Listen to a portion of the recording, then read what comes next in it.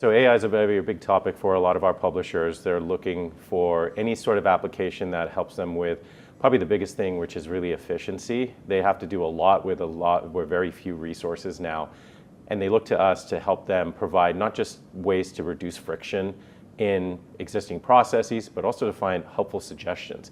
How can they be helped along when it comes to new types of opportunities, find new ways of addressing consumers, or they get a new type of advertising request that comes in and they want help to just execute it in the fastest way possible. And ultimately the goal is to get their campaigns out quicker, faster, but then also quickly learn and iterate so that way they can create the best experience possible for all their consumers and also for their brands.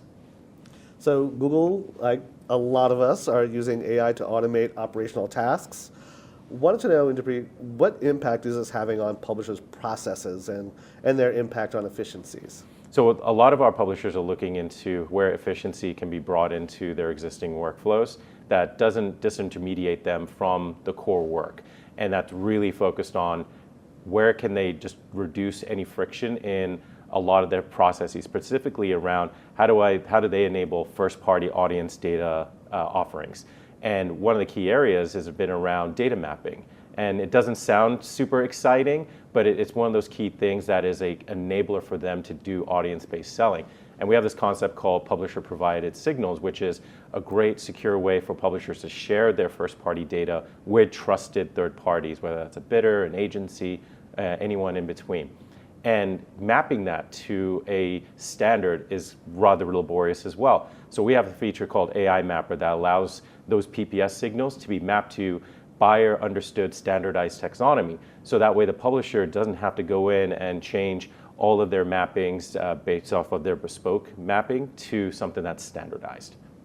So Inderpreet, I want to talk a little bit about your role as global head of CTV Partner Development.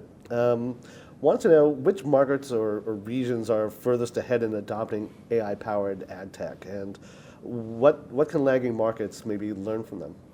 Yeah, so through my global remit, you could obviously assume that I hear very similar and different requirements from all the different types of partners I work with, whether they are CTV OEMs, broadcasters, pay TV operators, FAST providers, anyone in the DTC space, direct to consumer. They all have similar but sometimes divergent needs, and definitely changes by the region. And I utilize this as a viewpoint to look at the types of AI applications that they're trying to ask us to address. But what the biggest thing is just really understanding not the how, but the what that they're trying to solve for. A lot of them will come to us and say, I need to focus on what's going to help me scale my revenue, develop new experiences, and help create differentiation in very competitive markets. And so that's the way we look at from a product development side and a partnership development side is how do we solve for that? I'll give you an example. For in Latin America, we have a publisher who's fully leaned in on next generation over the air, so the acronym of ATSC 3.0. And they are looking to say, how do I bridge the linear traditional over the air environment with this now new digitally addressable way of customizing experiences for the consumers? How do I bring those two together in the most effective way possible that I don't have to completely redo my processes? Well, that's where the tooling and the product can come into it.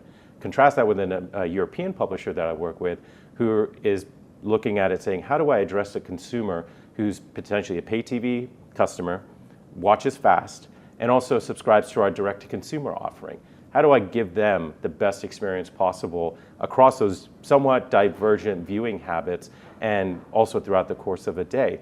So they're looking for their tooling to give them recommendations on this is a time to show them an actual 15-second, or maybe this is the time to focus more on pause ads or an L-bar or a 2x2 squeeze back if they're watching a live event. So it's really about how does the product help them make better decisions as they navigate these kind of fragmented and viewing environments that us all as consumers are facing today, and especially when you go into different countries.